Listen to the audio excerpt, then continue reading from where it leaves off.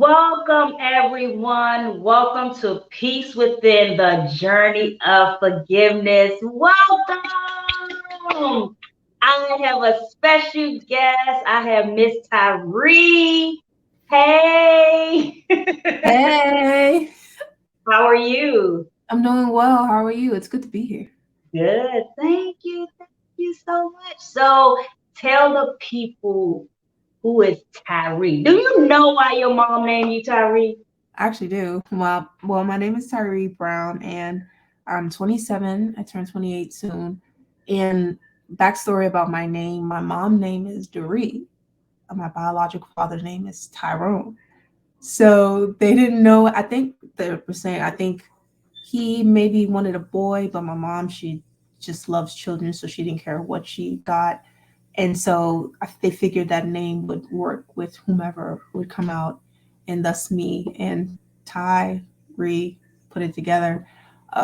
So that's a little backstory about my name. But I'm an artist because I feel like it's also in my blood too. My biological dad, he's an artist, but I really didn't grow up too much with him. I just really do believe that God just put that in me and just had that side of him within me as well with the art. And also I'm a Christian, grew up Christian. My mom, she raised me right, and I'm really grateful for her. And just to be in this moment right now with you, Portia. Thank Thank you. you. So let's tell them, like, ooh, let's tell them how we met, because it's so crazy. The story is very phenomenon. Yeah. Because even like, because the business that I work for, I'm a servant, you know, and I'm also a driver, and also have people get on my nerves.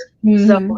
people don't understand that before I pick you up, somebody already probably got on my nerves, right? So you're like, please, Lord, don't let the next person get on my nerve. Let them Hmm. be a fresh a breath air. And that's what it was for me when I was able to, pick you up and take you where you had to go. Wow. So, what was your first impression of me? I don't know when I every time I get on, a ride, like when someone's picking me up, because I am a wheelchair user and I need, these transit companies to help me to get from place to place. But I say when I before I get on a ride, I pray, and I always say, well, I never know what the driver's going through. I don't know if they know Jesus. I don't know if they do, maybe we'll have a good conversation about him. And that's exactly what we had. And me and my mom was on the transit, and we were talking to you like we knew you, were just the whole ride through traffic coming from DC all the way to my home takes forever, but it was never a dull moment. We always had great conversation. We talked about God. We talked about our journey as individuals who love Jesus. And I was just so grateful that I had a driver like you, because sometimes we may get a driver who, is a little quiet. They don't know how to make conversation. Sometimes we get drivers like you who, know how to talk.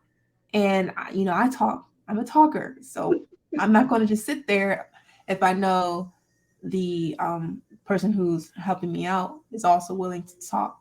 So I just thank God that we were able to have that conversation, and it led us to a whole nother thing, Oh, led about how my life and what I was going through, and even the competition that I was entering.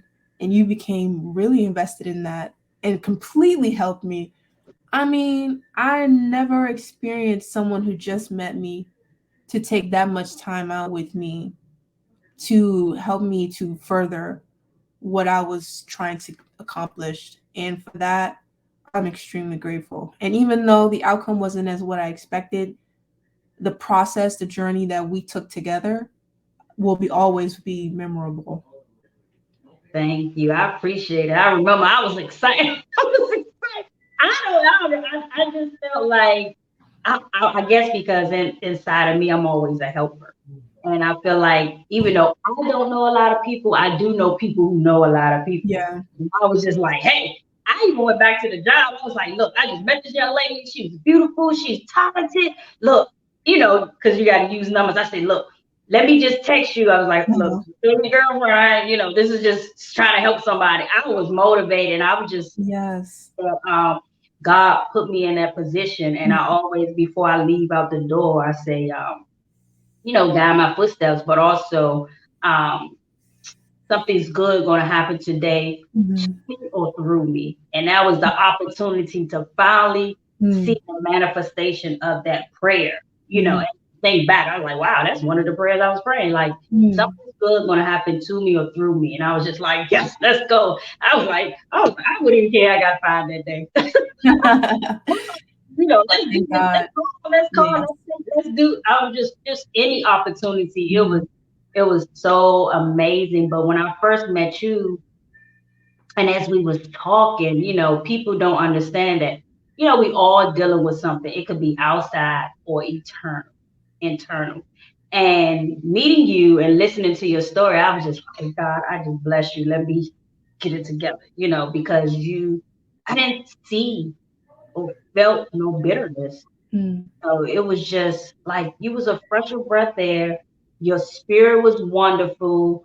You're quiet, you're reserved, you're smooth. And I just was like, I really like these people. Like, and your mom, what she said to me, because we was, talking about something, she was like, you know what? I like you because you aren't really a Christian, because I didn't really tell her the backstory. I just told her this is why I'm moving in a different direction through my Mhm. life and my journey with my Christianity. Mhm.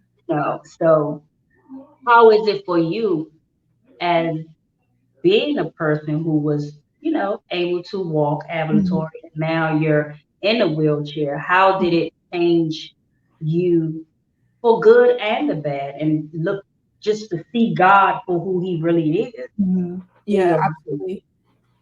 Yes, I really do appreciate even you taking the time, like I said, and being listening to God and able to either be a help or be willing to accept help. And in this moment, you did help.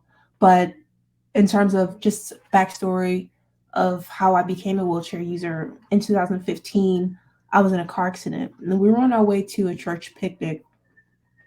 But before then, I was completely just lived on how would you consider like a normal life. I didn't really, how can I say, I lived a life that I thought was the right way. Grew up Christian, like I was explaining, my mom raised me to do the right thing. But when after that day being in the hospital, the one thing I just remember, I'm like, okay, I need the Bible. I need scripture. I was getting nurses, and there was, I don't know what she was, but there was someone who would come in the hospital and would read whatever it is that you would request. And I'm like, I need Bible. Like, read Romans. I need read James. I said I need scripture. And at that moment, I knew like I need God. And from after my injury, I knew like, okay, something has to change. And at first it became, if I wanted to receive my healing, then I needed to reach after God. But then the more that I've gotten closer to God, I'm like, it's not about receiving my healing, it's just about having a closer relationship with God. And if the healing comes, then I will be extremely grateful. But the journey became more and more of a realization, like my life should not be the same before my injury. Not because I went through something traumatic, but it was a wake up call for me to realize life is more than just going to college and, finding a friend and going to the movies, or just, I was always just doing something. But there was a lot that I didn't notice that was going around me, like my mom, what she was going through, or maybe someone at my church, what they're going through. Now that I'm in this wheelchair and I have opportunities to just like sit and look, I see so much. And whether that's how my relationship with my mom or my siblings, I'm able to see. And I know we were talking about forgiveness. There's also an aspect in my life where I had to forgive, because before my injury, even when I was younger, I went through something like no one really was like, "Oh, that's fun to go through." But I'm like, as a young person, to be able to go through something that I went through, the person, I couldn't look the person in the eye. I'm like, and I lived with this person. I couldn't escape this person. I'm like, oh my god. And my pastor will always talk about forgiveness and like forgiving, but for some reason, I just could not shake what had happened to me. And even though I had let go of the situation, the person still was just in my face. And just, I was living with that person. But after my injury, when I was in the hospital, that person came in the hospital and we both just broke down and cried into tears. And we both realized, like, we have to let this go. Life is short. And ever since then, now I can look at that person. I can tell that person, I love you. You know, I'm here for you. How are you doing? Conversations that I never was able to have before my accident. And all that happened. And I'm just really grateful that I'm alive and that I'm able to forgive and walk in forgiveness. Okay, let's pause. Let's backtrack a little bit so we can get more in depth of your story. Yeah. Do you feel comfortable telling us what was the friction between you and that person? And what Yes. made the turmoil where you Mhm. could, like, oh my God, I can't stand you and I gotta see you every day? Mhm. Yeah, I was around 10 when how can I, cuz like it's okay, so it was one of my so my mom and my dad, my mom remarried and now we have step siblings. Oh, So one of my I'm siblings, I don't know what he was dealing with at the time, but basically, you know, there were some things that he did that was not appropriate. And so I was like, okay, you know, this is not good. So things went down in order to get it fixed. But at that time, even as a young age, I knew this probably isn't the right way to fix it. I just felt like things were being blanketed and covered under the rug.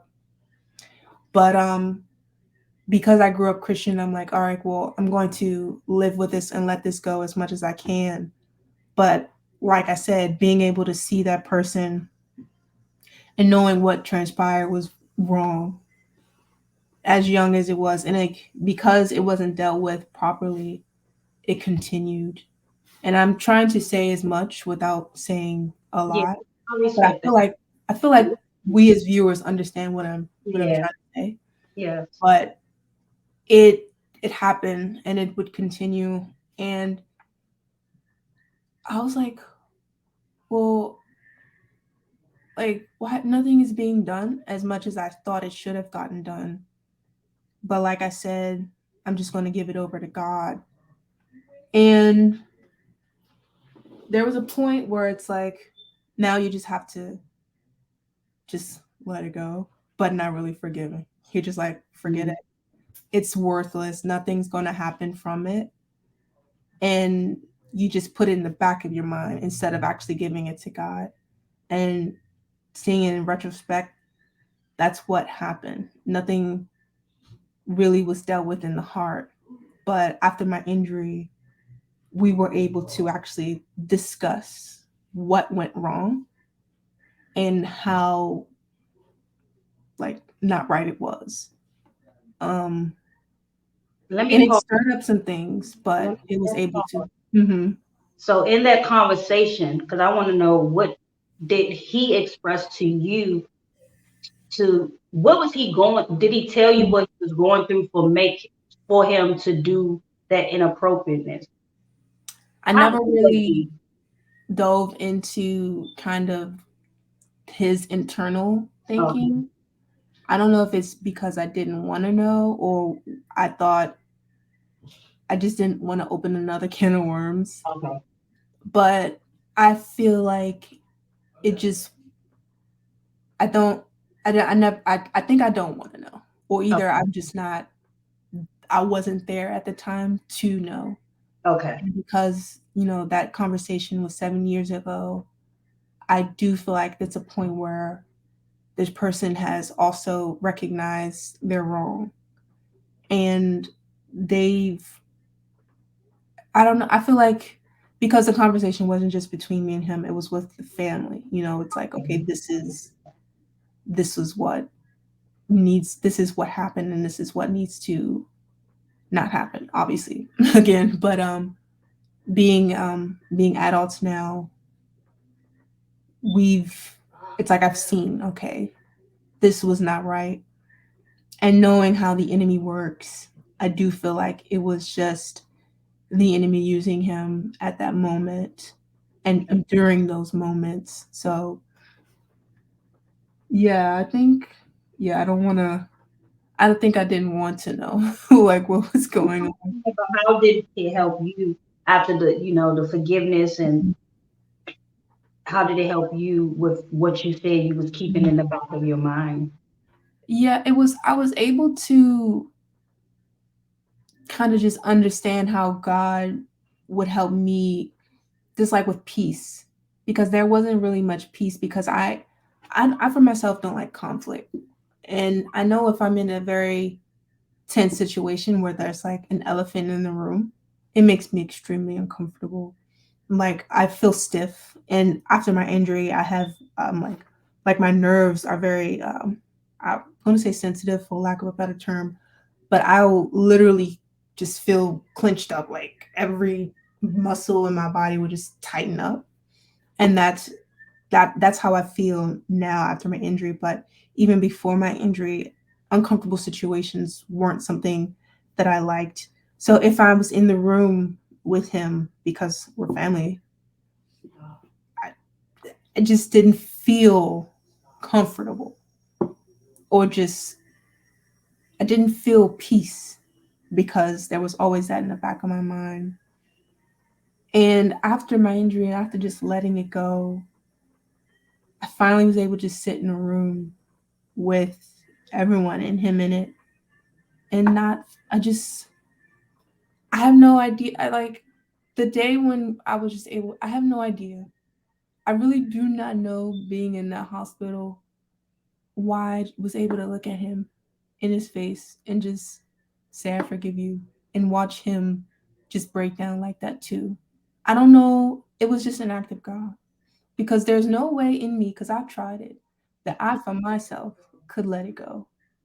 But how am I in the hospital and even days after, and living my life now, feeling this peace, feeling this non tense situation? Like, I don't really understand how God was able to work with me or work through me and just release it. Mm, It's amazing to me even to this day. And it was something that I would never have done before my injury. But then how was it the next day after my injury? Because like I had to go through surgery and stuff like that. That I'm able to be in the state of just complete peace. It's mm. really nothing but God. I enjoy that too. One, people have to understand. Sometimes the people that hurt us also need forgiveness. Mm, Sometimes they need to hear it or see it from us, mm, because they're hurting because they hurt us, and that person was just like you said, wasn't in a healthy place. mm, And then by you letting it go, how y'all forgave each other, mm, that's when I guess those triggers that you had mm. built up in your Yeah, body was eliminated. that's what it is. The triggers. That's what the Yeah, word. that was it's Yeah. all in your body. But help me understand, when was that Mm, moment that you was like, wow, I don't feel the triggers hitting my body no more. I know that was a like, Lord, mhm. but So when I was in the hospital, I think actually it wasn't, was it? Because I remember being in the hospital. I was intubated, so I couldn't really speak. And okay. so when I was able to, and when we had that moment, words were said without having words, because I literally couldn't speak. So that moment when we came, I just like reached. I could barely move, but I reached out my hand, and we both started to cry. And we understood, like me nodding my head and kind of like mouthing like I forgive you. That's what happened. But when the breathing tube came out, I went to my mom and I'm like, Mom, did you see that? Did you know like what I just did? She said, Yeah, you never was able to look at him before. And I was like, that was God. And so because we were all, in the hospital, like everyone would come visit me being in the hospital, he would be there too. And with the family, being able to see him laugh with the family, and, you know, communicating with the family, all of us in the hospital and rehab rooms, I was able to laugh along with everyone. Because at first, if he was in the room and if he was laughing, I'm not laughing. If he was having a good time, I'm not having a good time. But now we can be in the same area, the same room, and laughing and having a good time together. And someone may seem, say, "Oh, that's crazy. How could you be in the same room with someone who did that to you?" And it is crazy. It sounds insane, but that's the power of God. That's the wonders of God. Thinking of what Jesus did on the cross. Like, these people literally killed him, spit at him, abused him, and did everything, killed him. And he said, "Forgive them. They don't know what they're doing." I'm like, what? And even in Judas, his friend, someone who he knew he was being betrayed, knew, he said, he was just the hour before, went to the Pharisees and said, "I know Jesus. I know where he's going to be. The person whom I kiss, that's him." And he kissed Jesus. And Jesus knew he was betraying him, but he said, "My friend."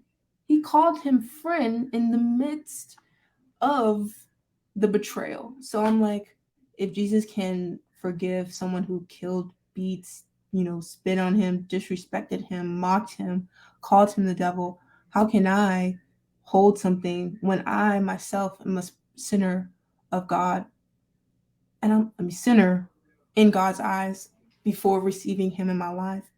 So I'm like, this is the power of Jesus and forgiveness.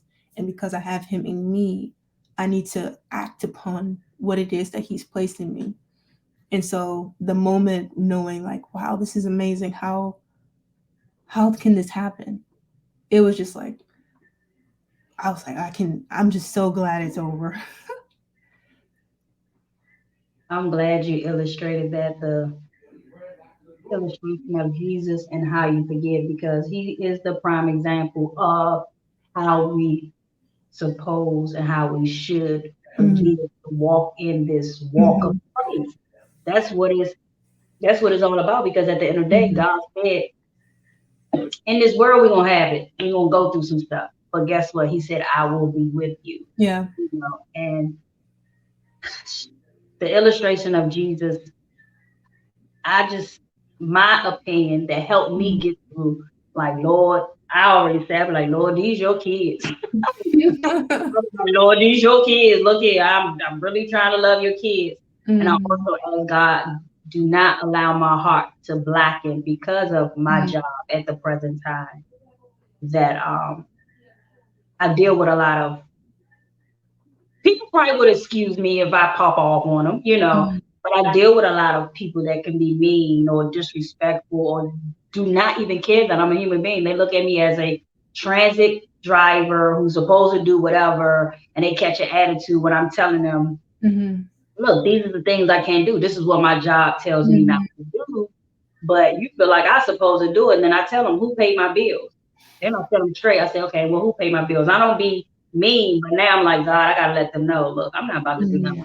But I like that because Jesus died on the cross.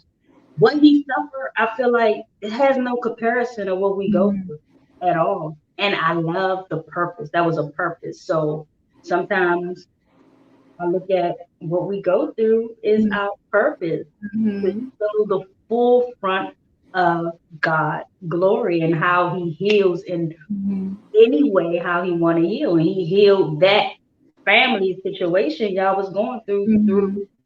a situation that happened to you with the car malfunctioning, Mm-hmm. and he used you as an instrument, to fully show healing, show Mm-hmm. forgiveness. Because if you still would have been, I'm gonna just say stubborn, stubborn, how could y'all move forward and to Yeah. really be the family that you can be? We're Yeah. all unhealthy people in this world, and we all really need God to just chisel us, Yeah. and mold us to how we're supposed to be and walk this walk of faith in Yeah. Christ. And it says it about, I can't remember the scripture. My homegirl always say, look, I know it's from Genesis to Revelations. I love when she say that. Between there. But but it tells us how the Father said, if you do not forgive their Mhm. trespasses, how can I forgive Yeah. your trespasses? And Yeah. like you said, We Amen. all were sinners. We gave our life to Christ. Now we moving forward. What makes us, I mean, I hate to say it like this, but what makes us different than the other person? And I look at myself like, okay, I know I hurt some people and some people hurt me, Yeah. so I need to like get out of my way and just say, you know what, guess what? I have to forgive. I have to move forward because what they did to me is actually making me do something to the other people that should not get what I'm giving them, that's hurting them.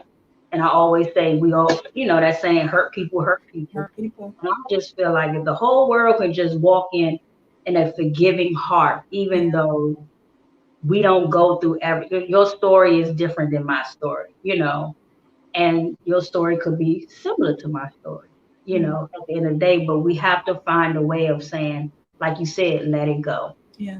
Let it go so I can move forward. Yeah. But I want to ask you, even in your unforgiveness and in your forgiveness, did you take that and put it in your artwork? uh, I think now I am in terms of knowing that I can't do things how it was done before my injury. Like walking in unforgiveness was me hiding things and doing things my own way. But now walking in forgiveness, knowing like I have to do things God way, and which is a new way.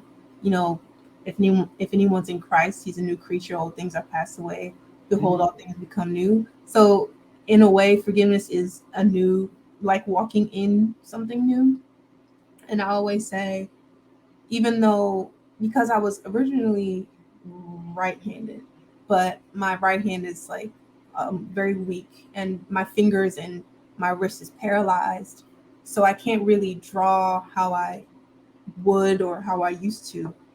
But I have to go use my left hand now, which is not my dominant hand, but it is now because it's where I will have my strength. And I'm like, okay, I can't use what I used to use. Now I have to figure out this in a new way and have more of a concentration. I can't just, I can't do a drawing in a day anymore. It used to just, I can fly through drawings. I used to before my injury. Now it takes so, like this drawing here, it Mhm. took so long and it's really small. And then, like, let's see if I can, in this drawing here, I was able to do a little, take a less time because I just kept doing it, kept drawing and drawing and drawing. Um, and now I'm like, I really couldn't figure out how to merge my faith and art in one. I always separated them for some reason, but my way of combining or allowing God to use me through my art is just having Him to give me that peace. Maybe I'm listening to my Christian music while drawing, just so God can give me that peace and relieve the frustration I may get because I can't knock out drawings in a day anymore. It's just having Him praying, like I'm praying, okay, God, I'm gonna draw this and I'll let go of the frustration. And that's the only way I can know how to merge the two, like letting go of the old way and just getting used to the new and just moving forward from there. That's beautiful. So the drawing, give us some history on this drawing. Some- So this drawing that is here, I was there's a like social media called Tumblr, and I was just always on it, and I saw an image of the woman that I'm drawing. I was like, I have to draw this, and that's kind of just where I gain inspiration from the portraits I draw. If it's people I don't know, and I found this one on Tumblr too. I just draw it because it captures me, and I find images on social media. Like when I used to be on it, I used to stroll through social medias all the time, but now I've reduced my time because I'm realizing it takes a lot of my time, and even like I probably should be reading the Bible right now, but I'm scrolling through Instagram. But during the time, I would find these just beautiful photos, and I'm like, I have to draw it, and I just really enjoy how it looks. And these two drawings I did during the time of like when I finished school. So this was in 2018. I finally was able to exhibit these two artworks at the Corcoran Gallery, because that's where my school, towards the end of the year, each graduating person gets to exhibit their artwork. It's called the Next Show, NEXT. And we just display our art because it's what we've been working on all year. And these are the drawings that I've been working on. And I think these are the two that people mostly resonate with. I show 7 drawings, and people are like, "Ooh, you know which photos? You know which drawings I like? The one where the girl has the smoke coming out, and the one where the guy's like looking like this." They love these two. I don't know why, but these are the two most popular drawings that I have, and I've done so much more since then. But people always look to these. Wow. I like it. I don't get no smoke. I look at these are some dominant people. I don't know, like a modern day king and queen or something. Yeah, I that's see, what. Oh. I know what I want. I know what I'm doing. I'm powerful. The structure, like, oh, that's what I'm getting. In art school, we would have the saying where these two, how they're standing like 3/4, and it's from the bust up. We call these power poses. Okay, Yeah, that's these are probably why I'm getting this dominant yeah. feeling from the picture. So I want to backtrack because you're expressing us the love that you have for art. You was doing art and now you're still doing art Mm-hmm. after your accident. What was going on in your head when you said you wasn't able to speak at the time and you was just saying, look, I need to have someone, I need to read the Bible, I need someone to Mm-hmm. have the Bible read to me. What was going on in your mind? Can you just give us an intimate prayer that was going on in your mind between you and God? In the hospital,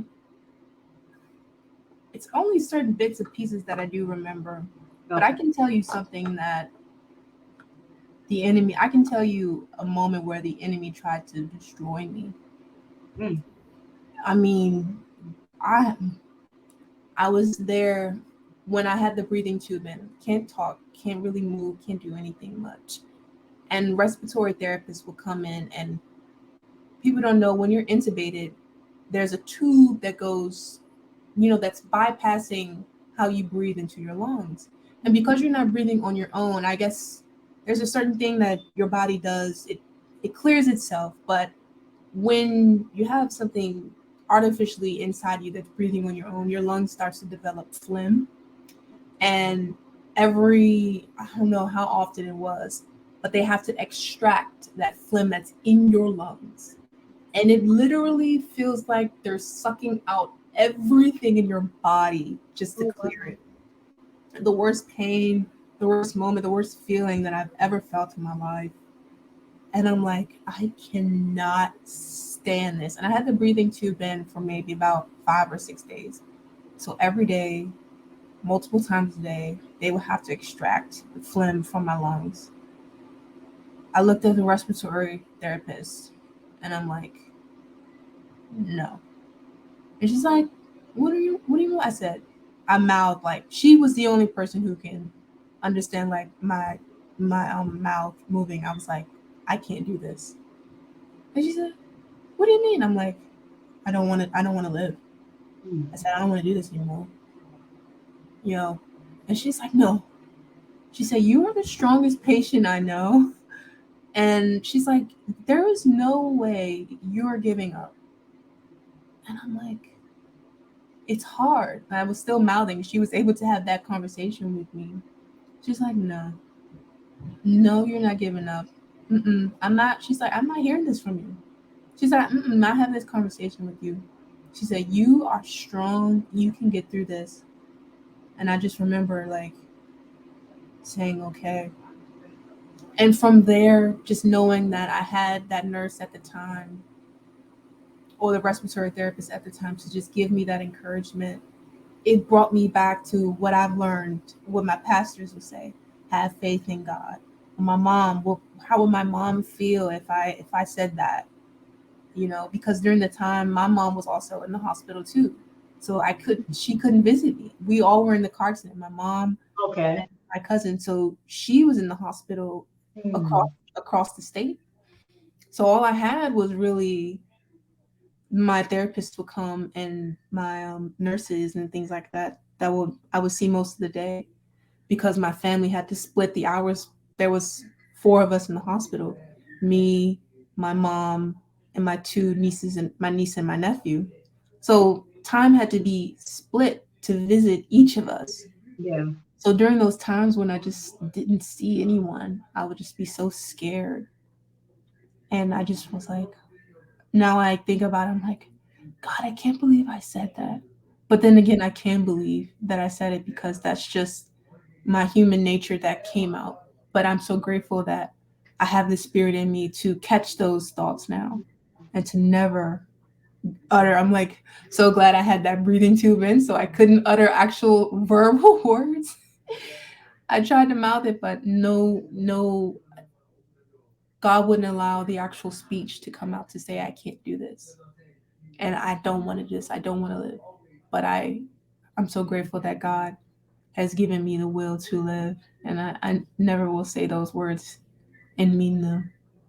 Over you. Yeah. How was it? Did your mom express how was it for her? Yeah, like during the time, like it seems like every year or so we have conversations, and she said she blamed herself because she Mm. was driving. She didn't understand how, like, she thought that maybe if I had turned this way, or maybe if we never got in the car in the first place, she said, am I a bad driver? Did I do something? Is this God trying to punish me?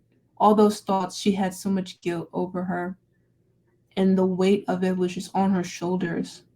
And I'm like, no, mom, because we will both encourage each other. Like, I don't blame you at all. Like, don't even ever pretend to just know this. I never will ever think this is your fault. Mm. Never ever. And so because we have those conversations and those constant conversations of forgiveness and love, we can get past the guilt that the enemy tries to weigh over us. Because the Mhm. enemy try to say, oh, because you didn't pray or because you didn't pray enough, this is God's wrath. But it's not. Listen. It happened, and it's a test that me and my mom and my family have to go through. But I'm grateful that we're going through it. My pastor always says, go through. You have to go through. You can't just sit there in the test. I'm like, oh, you're absolutely right. So I know my mom, she really did. It really was a weight on her shoulders. She would just cry. But I'm so grateful that she has the Holy Spirit, and we are both praying that the situation gets better. And it is good. I'm not saying like it's daunting. Like I'm living a pretty good life, and I thank God for it. But obviously, being in a wheelchair isn't ideal, but it's Yeah. the situation at the moment, and we um, we thank God for healing. Yeah. I believe we serve a. I wouldn't. I hope nobody take this out of context, but I wouldn't serve God if I didn't know for myself that God Mhm. was powerful. Mhm. God loved me. God comes and show up and Mhm. show out in my life. We all have situations where it's like, I just gotta make it funny. It's my homegirl. She just shake her head. So I was at work and I don't have migraines, and I'm like, what is going on? I mean, my head was going. It was like, da, da, da. I was like, I Mhm. need to take this bus back and go home. But I just sat there and I just prayed and prayed. And I was like, God, something ain't right. Because sometimes I think it's unconsciousness come Mhm. in my body. Like, what am I going through for this to Mhm. happen? So I just prayed. And so I, dozed off and I woke back up and I was like, oh, God, thank you. And then I also told my home guy, I said, God, I need another healing. Why this healing didn't happen fast? This healing. So I always joke with God because Yeah. at the end of the day, yes, I want to wake up and I want to go to sleep and wake up. Boom, all my healing is there. Mhm. I see the Mhm. manifestations. of Hmm. my healing. Yeah. But I also know, like you said, something about whatever the situation is pushing me through. I got to Hmm. get through it because what I'm going through is pushing my Hmm. relationship with God Yeah. stronger. I'm taking myself out my situation, focus on God, and say how you're using me in this moment of my life. You know, God uses everybody, anybody, Yeah. and then and that's what it was when I saw you and experienced the experience us connecting and talking. I just was like, why other people can't be like this? Why do they have to be so mean? And I understand because you're upset, but I'm like, Yeah. they need to meet you. Like I feel like if they just get out of the situation and just allow God to embrace them, they would not go into the world so mean at other people. It is, and I come up against a lot of people that's Sure. disabled, and it's just I shake my head and say, you don't have to be mean. You don't have to be mean. It will. You never know what the situation God is using you in this situation. And I don't say that to them, but that goes on in my head because if I say that, they probably write give me written up or something. But I I just just meeting a lot of people and just seeing how you're just glowing and like you said, you pushing through your different circles. This is a transition in your life, and you're pushing through. It was just like, why there can't be other people like this? I'm at this moment, in this moment, this is where I work at the present time. I won't be working long. Yeah. At this moment, it's just like, wow, this person not allowing what they go through. What they say, people say, I wear my heart on my sleeve. Oh, your But heart basically. you're not allowing that, your heart is God and that's what you're putting on your sleeve. You understand what I'm saying? Hmm. Because you could have took your situation and got mad at God. It's a lot of people who took their situation. Um, the situation that happened with you, the inappropriateness, that Hmm. could have pushed you away from God.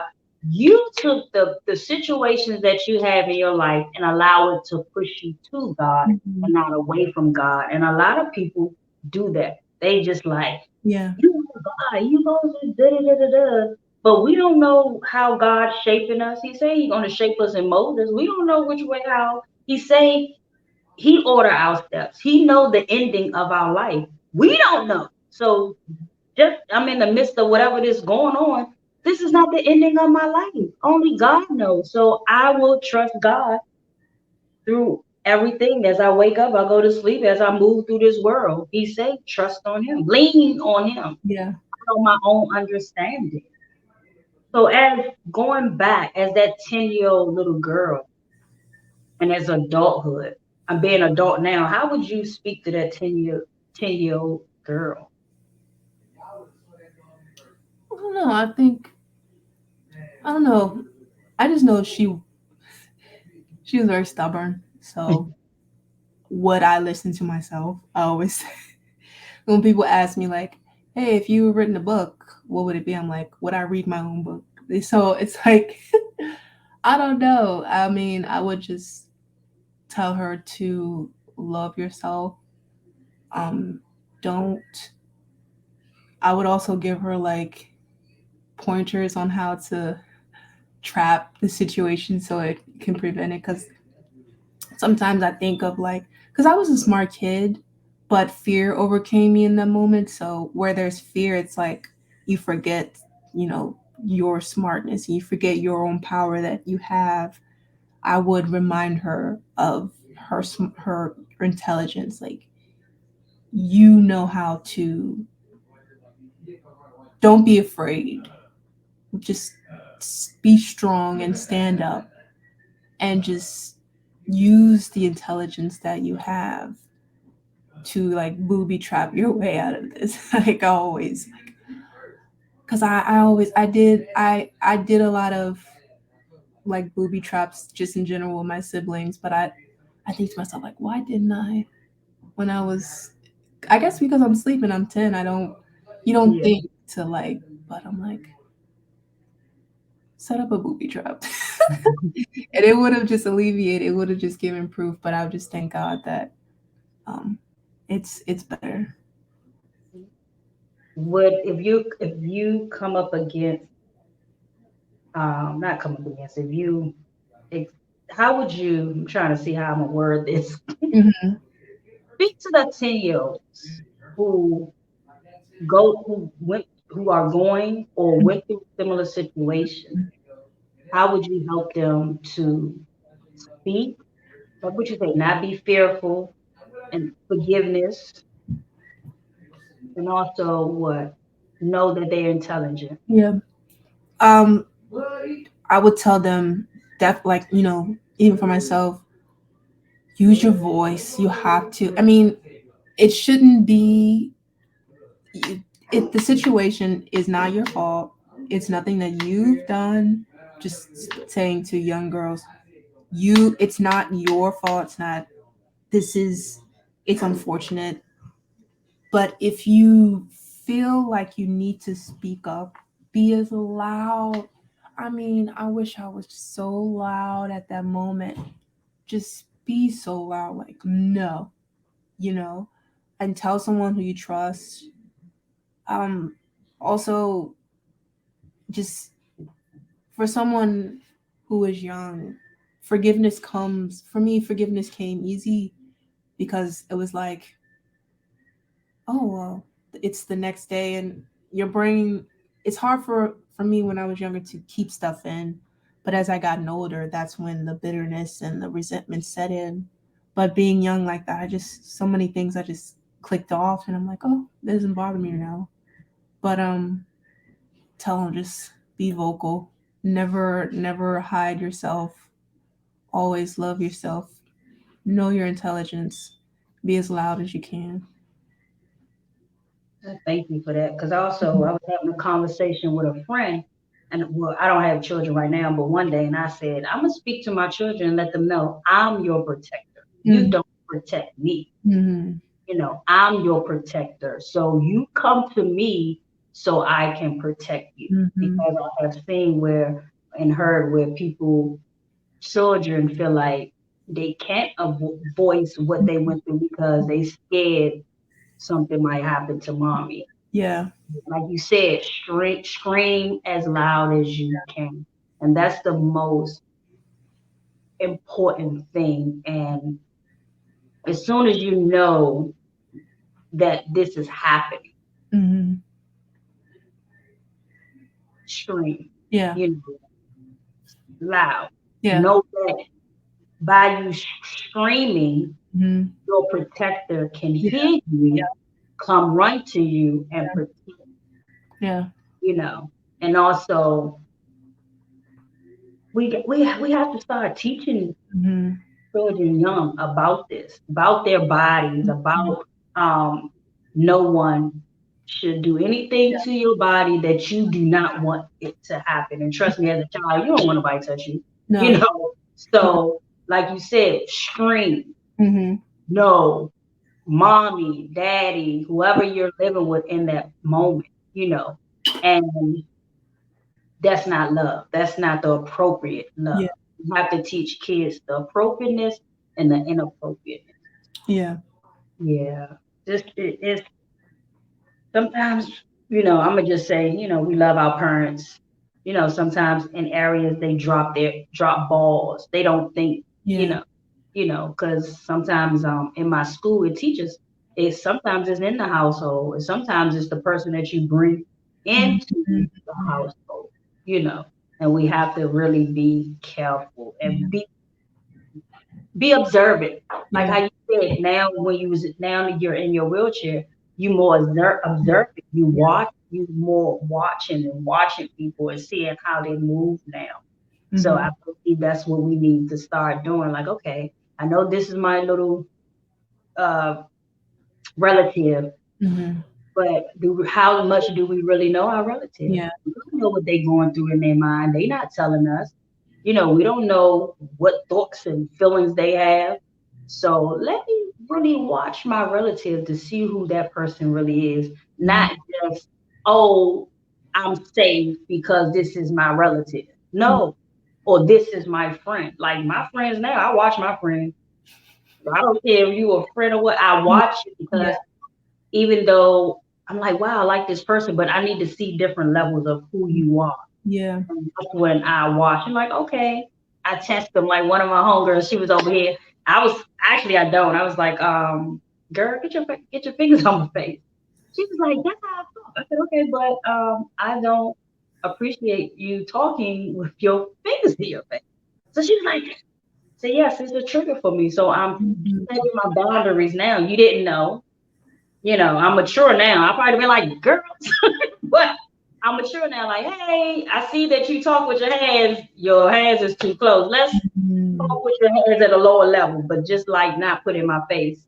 So we're I'm teaching her my boundaries, and I'm mhm, learning her boundaries as well. And that's just part of building relationships, mhm, building relationship with our relatives, building relationships with anybody that we bring in our circle. And mhm, that's what um, need to start in the family foundation. We need to teach our children how to build these boundaries. I think I was talking to someone, I just was telling them, I'm like, people or parents or adults look at children as children, but they are little human beings. And we mm, have to understand that. So you are a little human being. If you can talk and you can walk, and now you learn how to use this bathroom, now I can start teaching you in certain ways about the real life. And that's what we need to do, start doing now instead of waiting when circumstances happen. Because I had a guest on the show and she said that she been in a similar situation with like a neighbor or something. And he I think was in the kitchen and pinned her down. mm. Basically was like, don't tell nobody, something like that or whatever. But we gotta put it in our kids' mind. Your mom is your protector. Mhm. No, I'm sorry. Thank you, Holy Spirit. He said, if it's not you, it's gonna be your sister. That's what it was. So she felt like she had to protect her sister, Mm. but we have to teach I'm your protector. Mm. I think she was at like a sleepover. Wow. I'm your protector. But if I'm your protector, I'm trusting this other person, whoever the house is, to be Yeah, your protector. So whoever that little guy is, she should have like you said, use your voice, yeah, scream. If she would have screamed, how can he get to your little sister? yeah. Because now everybody is waking up. Aware. And they're like, So what? it's definitely a situation. Yeah, it's the life we experience, but it's also how we let it shape us. And I like how you say, I'm not going to allow my experience to shape me in this way. Mhm, I'm allow my experience to push me to God and mhm, allow God to shape me who I'm supposed to be. yeah, And that's why I love how forgiveness help us to just drop off that extra, I'm gonna just say extra baggage so we mhm, can move forward, because at the end of the day, we never know what we're gonna mhm, go through, what we experience. This life we live is saying, what I put you in the mix of the sinners, I put you in the mix of all this craziness, but your light shall shine throughout this mhm. world. So I, in my mind now, I'm like, I can't allow nobody to dim my light. And I Yeah, see that you're not allowing nobody to dim your light. You mhm, are shining. Like you out there. That art, mhm. I'm just focusing on your art. You Yeah, could have just shut down. Like it could have been another situation where you could yeah, have just shut down and just drop all your talent. You know what I'm saying? The talent that God gave to your dad and he gave the genetics put into you, but it's really God's work. But yeah, because that's what you said, you was left by your dad with this yeah, talent. And that talent could have just been what the pastor say, don't let your talent be in your your in the cemetery when you die. You know how the pastors always speak I've that. heard that one. You know, oh Lord, I've that heard must that be one. the old past. Don't die, allow your gifts to be in the cemetery. I'm always didn't say it right. But you keep I admire you so much because you keep pushing forward and you're glowing, you're pleasant, and your focus is like, when I meet somebody, I'm gonna speak about God. Yeah. I'm gonna see how I can help them. Yeah. Because God is moving in my life. He never Mhm. stopped. So how can I help this person to experience what I'm experiencing, the relationship with God? Wow. What Mhm. else would you like to tell the viewers before we say adios? Uh, well, trust in God. If you like art, you can visit my website, artbytyree.com. I'm really grateful that I get to speak with you, Portia, and just you all are able to listen and hear. I hope from this conversation that you trust God and that you realize what was in you, what you're going through. You can't hold it in. You have to let it out and release it, forgive, walk in love, and trust Jesus for your healing. Trust Jesus for anything you need. First, you have to let go of what it is that you're holding in. You still in the interview? Yes. Okay. That was my mom. And she left. And just allow God. And that's what it is. Amen. Do you remember your first drawing? You mean like after my injury, or Your first drawing, period. I can remember a memorable drawing I did. There was a competition for young children, and my mom used to work at the Navy Yard. Yeah, I think so. And I won second place in that drawing competition, and it was about the environment. I just knew when I was younger, I always cared about the environment, and I hated pollution. I hated just like seeing trash everywhere. So I had to be like in kindergarten. I want to say very, very young.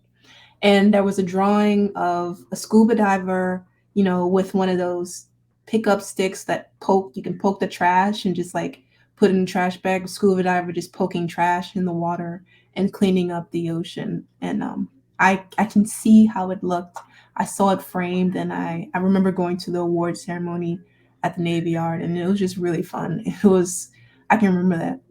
That's my first um, memory of a drawing.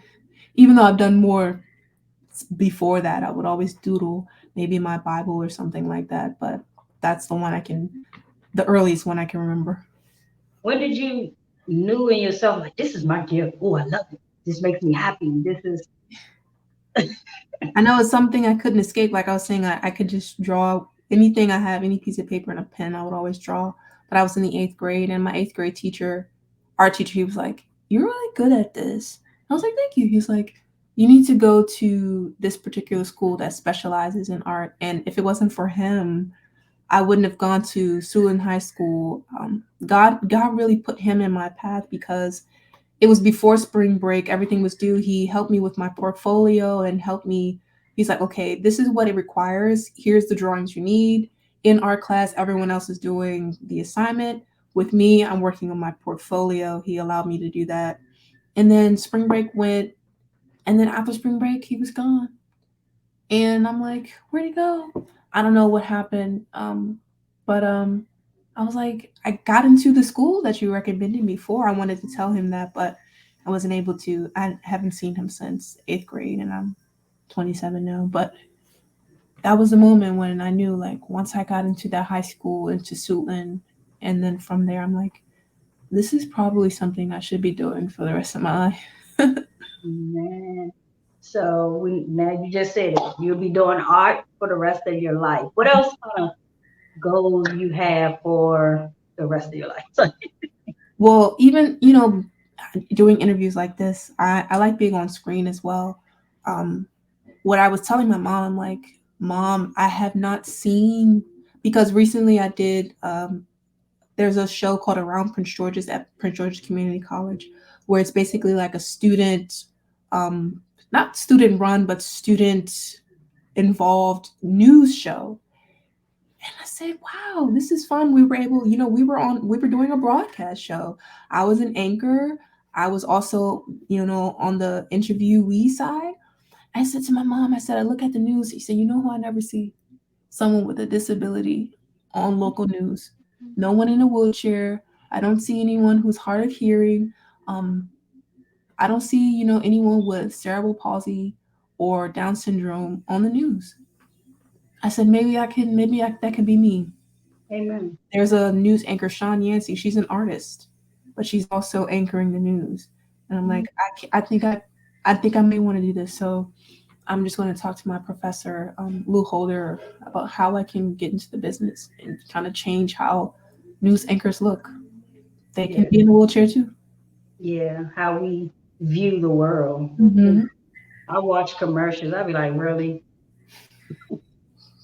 Can we get more colorful? Wow, Tyree. Oh my goodness, it was just a pleasure of speaking with you. And I'm just so grateful to hear your story and how you allow God to move in your life and how you express that forgiveness. You felt it in your body and you was able to just be around your family and just embrace things that you wasn't embracing, the laughter, the joy of, Yeah, is the memories of family. Now your memories can be more better than what yeah, it was. yeah. Wow. Thank you Thank so you.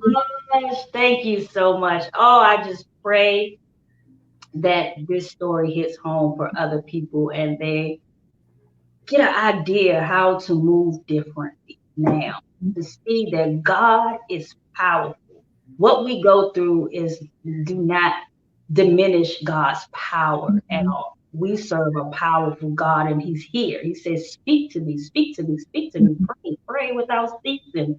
So just speak to God. Even if you have a tube in your mouth, you speak through your heart, you speak Yep, with your mind. God hears us, God knows us. He said He knows the hairs and He knows everything. yep. Just speak, just speak. So thank you again, viewers. We thank y'all for watching. We hope this message touched your heart, and we see you guys soon. Bye, everybody. Oh.